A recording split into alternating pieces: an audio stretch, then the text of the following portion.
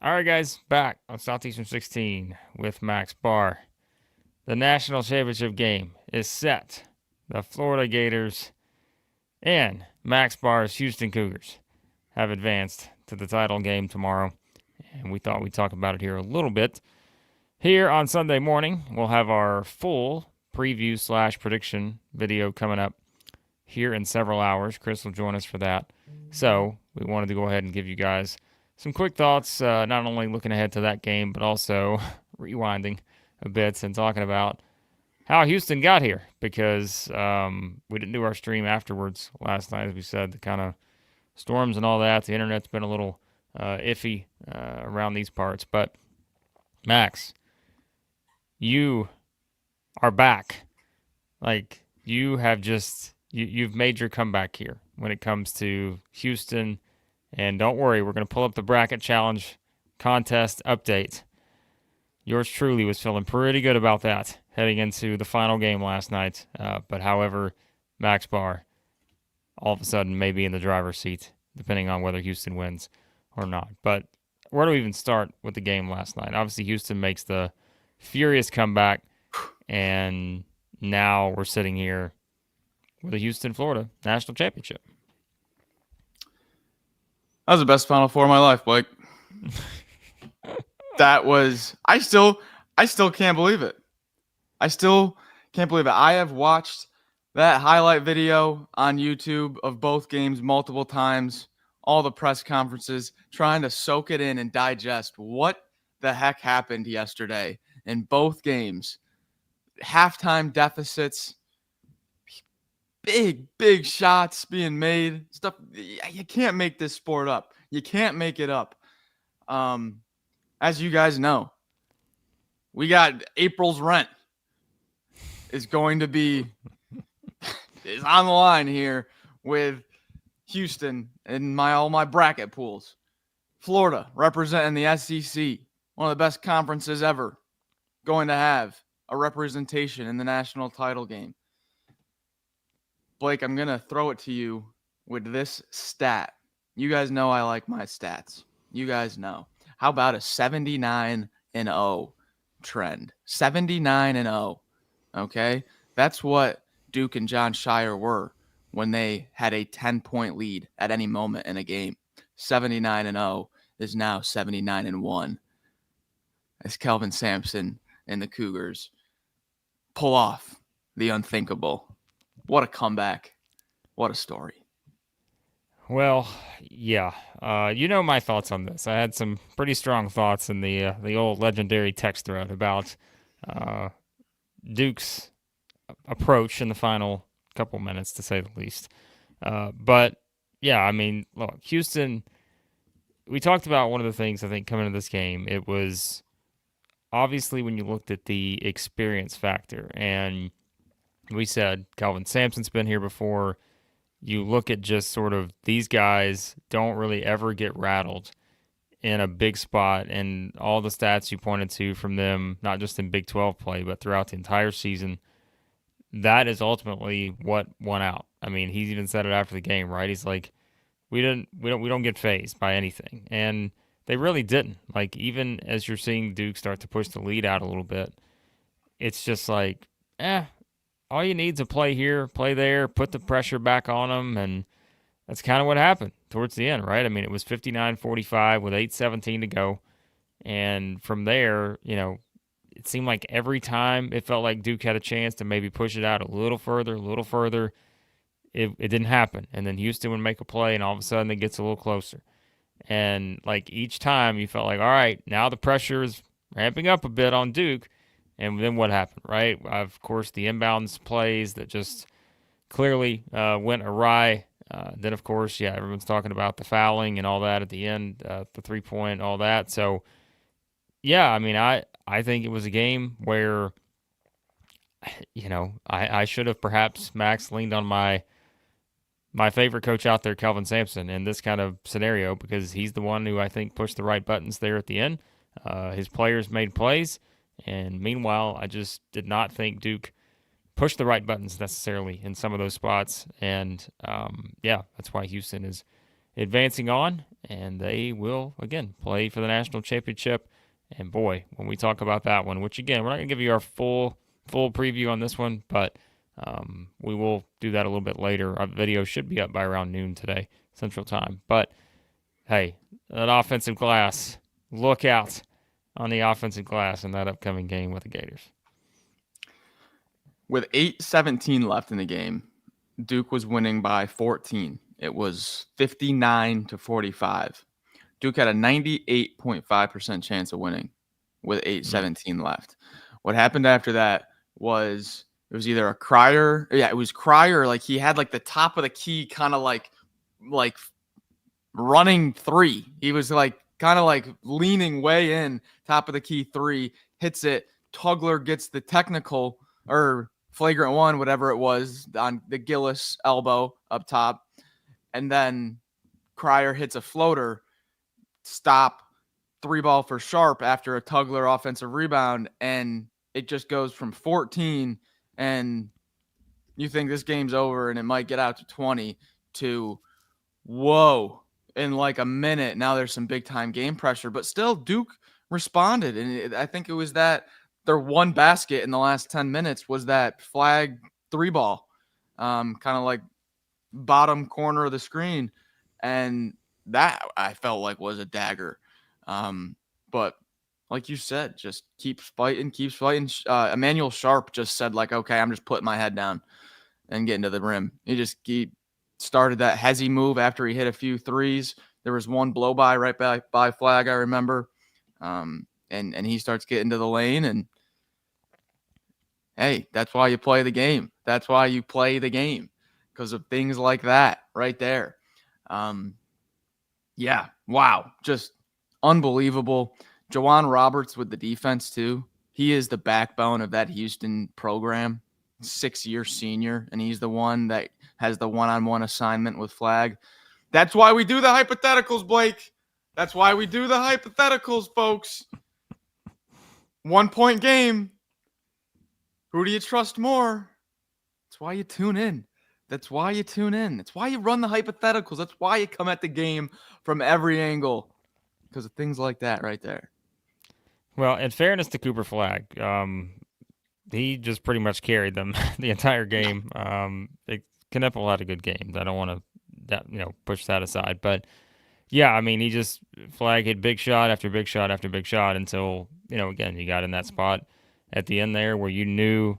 I mean, I can't think of a team maybe out there I want to less have a game-winning must-have attempt against than this Houston team defensively.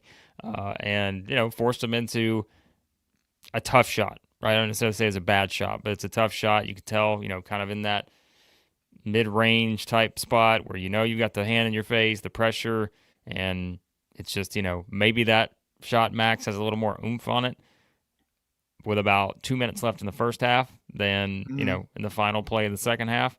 And so maybe it gets there. But, yeah, I mean, I just think, again, overall he was great, but those are the kind of moments, as we know, you're going to eventually be judged on when it comes to trying to send your team to the national championship. And, yeah, just didn't go in. Houston got a rebound, go figure. And that was the story there at the end of the game. So, yeah, I mean, just how many times has this team been in a close game? Like we said, it's incredible. I mean, even go back right to the Purdue game. Like the Gonzaga game finds up being a 5-point game. The Purdue game, they find a way to win that one at the end, off the great closing stretch there. And then they do the same thing here. And it's just like at some point, this team, when these games get close, and that's why, it's one of those where you're talking about Duke building the lead. Like, man, this isn't even going to be like Houston's forte. They're not going to be able to find a way to beat you in a close game because it may not even be close. But what do you know? They found a way to make it close, and towards the end, you could tell, like, all the confidence was going towards Houston just because I think you had a lot more belief that they were going to find a way to get this done, especially as the game started playing out. You had some of those sequences we talked about, whether the inbounds, the three, all those things, and just, yeah, from there, I mean, when you give that team who's been in that spot so many times with the older guys, with, like I said, for my money, maybe the best coach in America, That's a tough ask if you're Duke and trying to figure out how to hold on to a game with all those elements perhaps going against you. So Yeah, and both coaches talked about the kind of experience of those game situations, where on like Shire and Duke's side, Shire was like, we talk about those situations, we prepare for those situations, but talking about them and living through them are two totally different things. And the last time they had been in a like a late game situation like that was the first week of February. It's the first week of April. So that's a huge thing. And then on Houston's side, they were all talking about that Kansas game, that miracle comeback late and pulling that one out behind the sharp three, the turnover late, and they pull that one out. So both teams, Houston like acknowledging some of their close games, really helping in that moment, and then Shire and Duke also acknowledging like, yeah, our lack of moments in those situations definitely played a role there late. So yeah, and now I think when like a month ago, maybe a little bit more than a month ago, when before Auburn hit that little rough patch to end the regular season, there was a lot of narrative of, well, we can play the national title game already. It's Auburn against Duke. These are two best teams in the country. Look at the analytics. And just in a chalky year, the madness of March finds its way to creep in, and we got Cougars, Gators. Yep, that is what we have. And Big Gator EJ letting you know live from San Antonio that your bracket is starting to give Big Gator EJ a little PTSD there. That's what he's saying. So speaking of, I did it to reward my great bracket, Max. So therefore, I have to do it to reward yours now. Let's get the updated standings. It's really tough to look at the X here beside mine, but we'll pull it up anyways, Max. Yet? We'll pull it up. It's really, really tough for me to do this, to look at this X beside mine here. But there you have it. There is your updated bracket. Oh man, it's a brutal scene here. But of course, still 299.9 percentile here. Jared, David. If Florida wins, they are winning this thing. I assume they're going to tie here. Yeah, it looks like they will tie at the top. Chris has moved up to number. This is just about the worst possible scenario I could have asked for. Chris moves up ahead of you, so if Florida wins, Chris still can't jump these two, but at least he gets his goal of finishing ahead of me. You, Max, are going to win the whole thing if Houston wins it. So a lot on the line when it comes to this year with the bracket challenge. 7 out of 8 Elite 8, 4 out of 4 Final Four, 2 out of 2 championship. I don't mind doing this every year. This is great. This is very fun. What are the odds that you are going to get the entire Final Four right next year? I'm getting 0. I'm going over. All right. Might as well not even fill out a bracket next year. Listen, baby steps is how I view it. Getting all the Final Four right this year when I've never gotten it right before, I'll take that for now, okay? I'll take that as a step in the right direction. That's progress. But once you get there, you get a little bit of the taste of success, you want it all. So, therefore, next year, I'm not coming for the Final Four. I'm coming for the whole thing, all right? So... Can we start gut brackets for next year? Does Lenardi have a bracketology out? Somebody on Twitter yesterday I saw put out a bracketology. I'm not even kidding. And it was tremendous. It popped up on my Twitter feed yesterday, and so I will try to find that actually. But yeah, I did see that yesterday. So also, if you want to donate to the SEC to get some more transfers in, my Auburn one's in the mail, but I got my Walter Clayton NIL shirt. Look at this. He's got the NIL shirt. This guy. Yep. Max doing a little, he's pulling a me here. All right. We know he needs Houston to win this whole thing. But by wearing the Walter Clayton shirt, he's doing the little emotional hedge here. Not a bad plan on that. So I got the Broom one for Auburn and then Walter Clayton for Florida. Nice $40 donation to the NIL funds from Maxi Barr. How much are you going to donate to Houston if they win the national championship?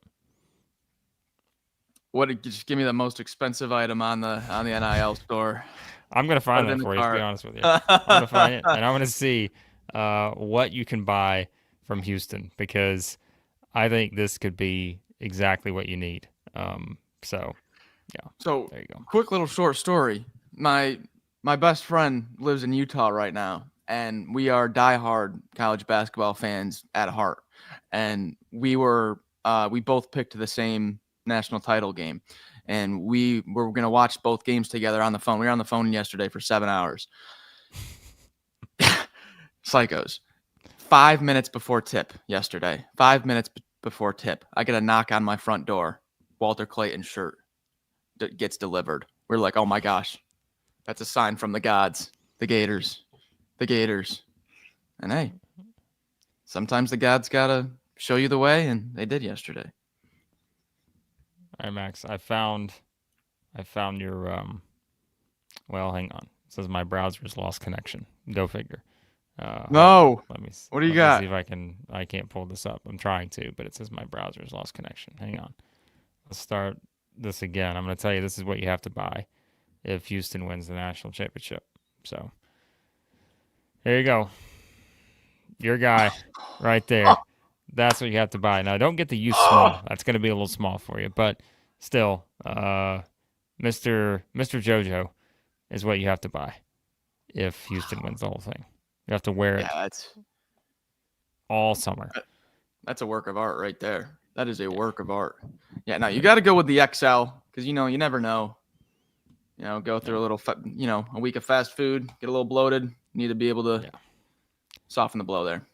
Well, plenty of fast food coming from Max Barr if Houston wins the national championship. But we know a lot of Florida fans here would prefer that not to be the case. They want to see the Gators cut down the nets. The Gators are back. If you are just checking in, by the way, you didn't see the reaction we did after the Florida-Auburn game, check that out. We talked about that game in depth, talked about the Florida Gators in potential matchups against Duke or Houston at the time. And so, we did discuss that quite a bit, so check that out.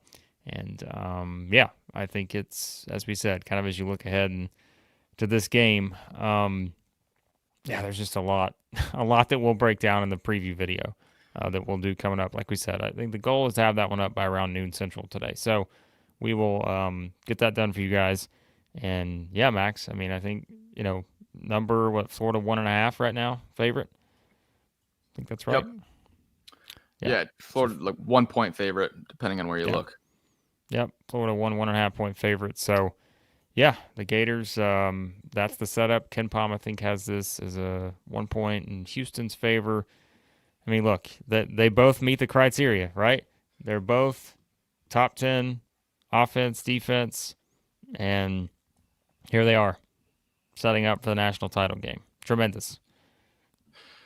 So I might be wrong on this, so correct me if I am, because it's not a stat I saw. I think I feel like I heard it on the broadcast, but did the post-game broadcast say that if Florida wins, Golden will be the youngest coach to win, and if Houston wins, Sampson will be the oldest coach to win? I might be wrong on that, but I feel like I heard that yesterday on the broadcast. I'm trying to fact check myself right now, and I can't on the fly. But I feel like I heard the post-game broadcast say Golden would be youngest, Sampson would be oldest. What a storyline. That's incredible. Okay, I think Holly's backing me up. So I think I'm remembering that correctly. Yeah, that's right. Yep, you're right. I just found it. Wow. Yeah, that's correct. So, I think, let's see, one of these I'm seeing here. Let's see. One says that Golden, will come the first 30-something coach. So someone in their 30s to win it, since Jimmy V did it in 1983. Kelvin Sampson would surpass Jim Calhoun as the oldest coach to win it all, if that happens. So it's just one of the stats I saw out there. But, Wow. What do you think about the total here, too? We mentioned the Florida being favored by a point and a half, but the total is 142, Michael's talking about here. Kind of like a, 60s maybe, got a Houston win, 70s, if it gets a little bit up there, maybe that's certainly Florida's advantage, perhaps. Yeah. Yeah, I think the KenPom projection is 72, 71, right? Yeah, so it gets up there, it starts creeping up there towards 80, or like Sampson said on his post game, he said that game was trending there towards the 80s for a little bit. And I told my guys, we're not winning in the 80s. Yeah. They know. Thing starts trending towards the 80s. If a team is going to touch 80 points, it's heavily favored towards the Gators. Yeah, and that's why, again, I think you look at this and, certainly I'm sure we'll spend some time in the preview on the offensive rebounding numbers and how that's impacted the game for both these teams. But really, I mean, like we said, overall, I mean, it's a Houston defense against Walter Clayton, and not to knock everybody else, but like it's the game plan around Clayton, and then if you're just like, hey, he's going to get his, well then how do you game plan around the other guys, right? And that's where I think it's going to be a lot of fun matchup standpoint. Like I said, I mean, I say it all the time about Kelvin Sampson. I just think from an X's and O's execution standpoint, he's the best out there. And meanwhile, I mean, Todd Golden has kind of pushed all the right buttons with his Florida team, rotations and that kind of stuff to get them in this position. Yeah, I mean, I think that's kind of where we are heading into this game. And this is when you get to the final two, there's not a lot you can poke holes in when it comes to finding weaknesses and that kind of stuff. So there's really only so much you can say that may apply here, but we'll do our best and give it a shot. So yeah, the take I'm about to, not take, but observation about to talk about was a Duke meltdown away from not having any legs. So don't put too much weight into this. But hey, the amount of freshmen that are going to be playing in this national title game, 0. Mm-hmm. No freshmen are getting on the court in this title game. The amount of underclassmen, Florida's got 3, Ruben, Tommy, and Kondo. Houston has 2, JoJo Tugler, and if you want to call Terrence Arsenault, who's really a junior but got the medical red shirt, would be a second for Houston. 4, maybe 5 total underclassmen that are going to touch the floor in this national title game. Just kind of puts a cap on the COVID years, the end of those extra years, and just goes to show it in today's game. Maybe not 10 years ago, maybe not even 5 years ago, but in today's game, it's the upperclassmen that win. Yeah, I mean, that's just been the story, it seems like, as we look at, just obviously UConn was a little bit different because they had the younger guys. Last year I felt like it was those guys were sophomores, and who was it? Caravan was a sophomore, Klingon was a sophomore, but like again, that's kind of your back-to-back national champions is a bit of an outlier when it comes to this era, so you can't really compare it to that. But yeah, we said like the teams that make the runs seem like they're just built on experience, and that was kind of the case this year, and now, I mean, you've got these teams just kind of sitting in this position, and man, all year long we kind of talked about the resiliency of Florida. No matter the situation, they seemingly always find a way to either make a valiant comeback and win the game, the way we've seen them do a couple times, or even the Georgia game. We talked about the extremes of a game like that, where you're down by 26, you find a way to get a lead late in the game, came up short, but like that just shows you they don't really get phased either by getting down by a certain amount of points. But you would think this feels like the kind of pace where in a game like this, it may be that scenario where you're like, hey, maybe you would be a little surprised if Florida's down double digits in a game like this. But again, some of the things you still got to clean up, though, that we'll talk about in the preview. Obviously, the turnovers are a big one, but yeah, I mean, that's what more could you ask for? These two teams have the strongest group, like we said, strongest collection of teams in Final Four history, and these are the 2 teams left standing. So that's what it's supposed to be. Yeah, I think the one thing that we can rely on out of all the unpredictables of this tournament, and after watching yesterday's game, if you think you got the magic key, you don't.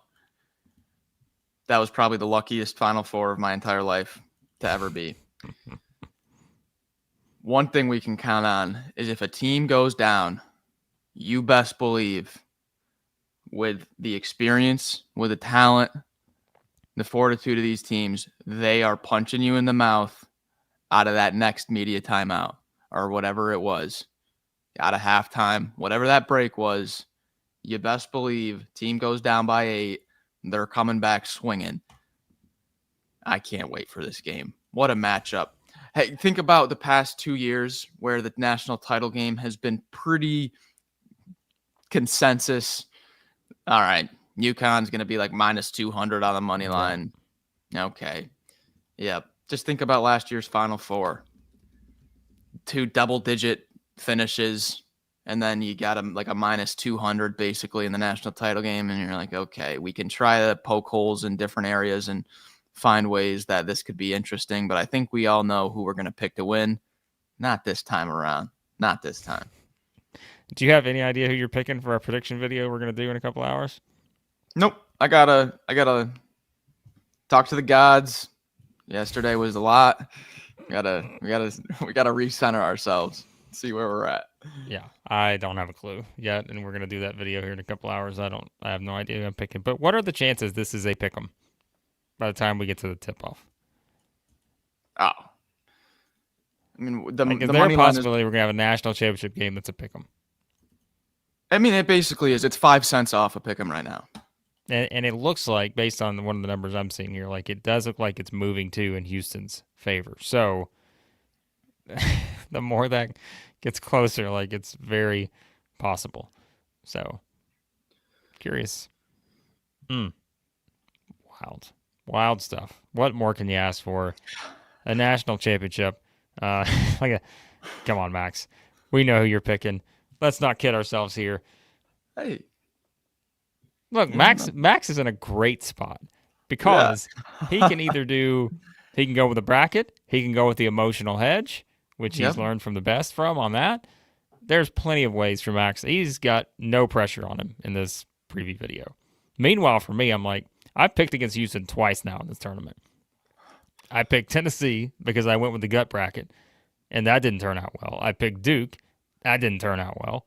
So am I really going to – my guy, Kelvin Sampson, am I really going to pick against him for a third time in the national championship here? Oh, it's a tough spot, Max. Tough spot. So, meanwhile, you're sitting pretty right now. So hey, in our prediction video, I picked Duke to beat Houston.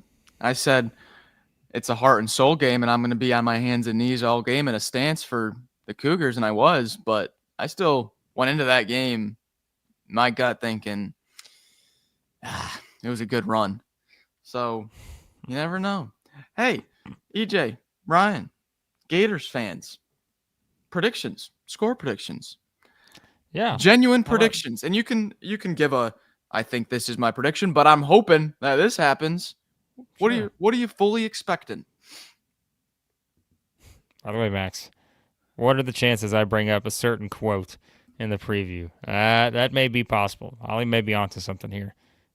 Maybe onto something here with a certain historical figure that may be quoted in the preview video. But yeah, Florida fans, Houston fans, if you're in the chat, let us know what are your score predictions. I'm sure you'll give it to us as well in the preview video we do. But curious to know what you guys think on that. So 75-70 in favor of the Gators here. So that would support the game gets to the 70s. Florida finds a way to win. That theory would be one here for that one. So. See it. Brian, it's going to go 79-75 again in Florida's favor. That would, as we said, support the theory that getting into the 70s.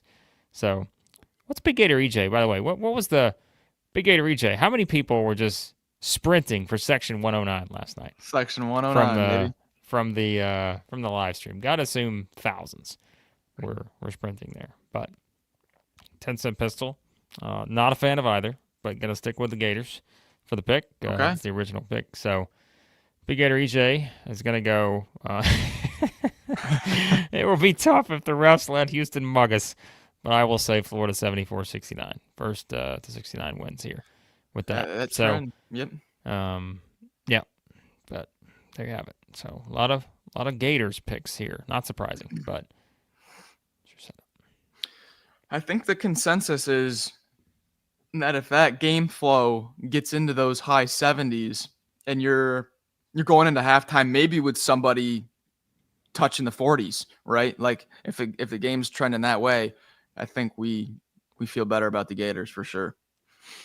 Yeah, that is the case. All right, guys, we're going to hop off here in just a few because we are going to start getting ready to do that preview video in a couple hours. Chris will join us for that, and that will be up, as we said, hopefully by noon Central is the game plan today. So that will be your setup there. But I know Michael has another question here we'll jump into. Better offensive team, Duke or Florida, as it heads into this matchup against Houston? So what are the comparison points, Max? Well, it's the number 1 and number 2 in all the analytics. So you're splitting hairs.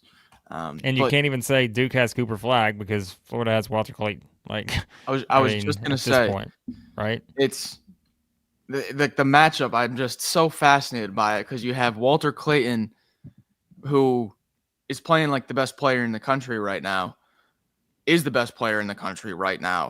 going against the team with the number 1 overall defense in the nation and the number 1 overall 3-point shooting percentage. You could analyze this matchup for 1,000 hours and come up with a 50-50 split on this game. Yeah, we will not do that for that many hours, but we will do our best in the preview video for sure. By the way, Big Gator EJ an update. All Houston fans came to 109, so apparently it worked. Section 109 is the place to be for the national championship game tomorrow. So, yeah, so that's it. But Bull Gator, I like this. Duke-Houston game, let the two teams play. That favored Houston. Both teams were hacking the hell out of each other. Hope tomorrow's game not the same. So, yeah, I think we've already put out the officials. I'll pull it up if you want to know, by the way. It's going to be physical. I don't know if anyone ever really wants to know who the officials are going to be, but we do know who it will be. It will be Ron Groover, Doug Sermons, and Terry Oglesby will be your championship game officials. So any of the officials you saw yesterday in the Final Four, you will not see for the national championship game. So that is the way it works. So they've already been announced. So, all right, let's see what else we have here. Houston's record against the SEC this year. They are... What? 0-2. 0-2. Yep. Lost to Auburn by 5. Lost to Alabama by 5. Well, and then beat Tennessee. Sorry. Yeah. Sorry, I was looking at regular season, but yeah, 1-2. Beat Tennessee. So, yep. 2 of their losses to SEC teams. We'll see if that comes into play at all. But all right, what else do we have here? Let's see. What a back-to-back comments. Oglesby is one of the best. And then Phil says, last thing I need is a sermon. So there you go.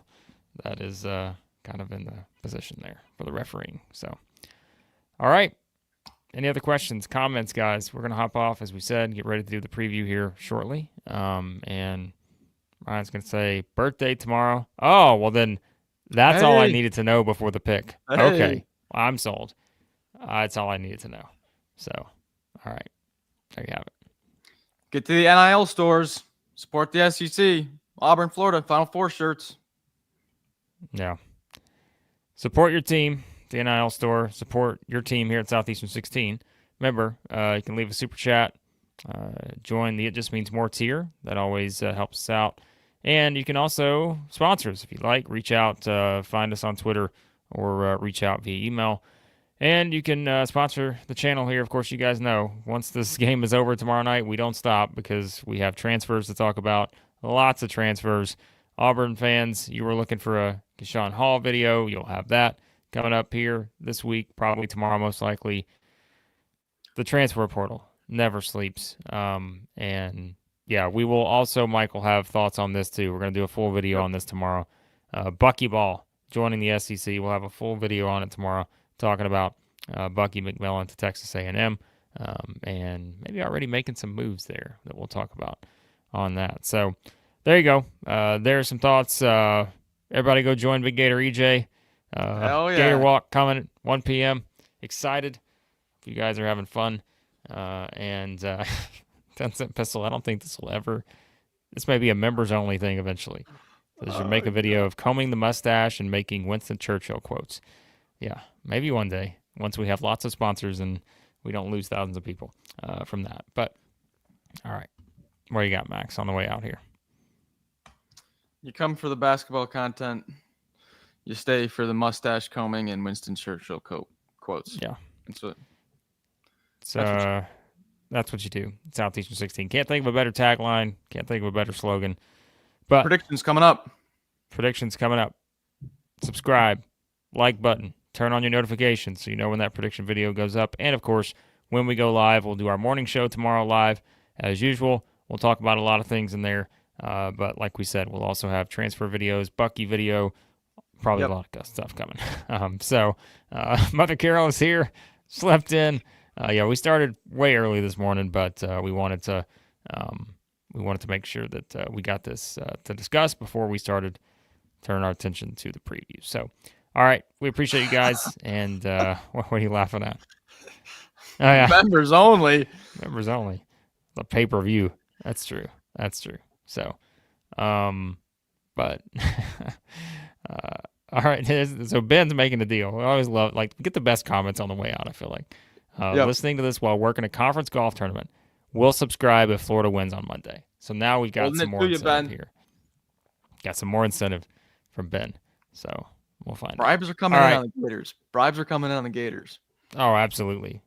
Look, there's still 10 seconds here. Anyone wants to bribe us? You want us to pick Florida, or do you want us to pick against Florida? We did okay picking Florida in the Final Four.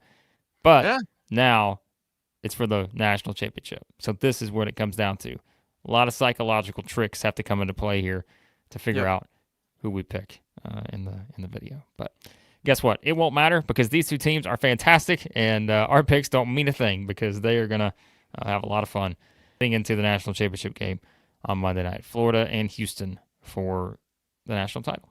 So, all right. We appreciate you guys, and we'll talk to you soon here at Southeastern 16.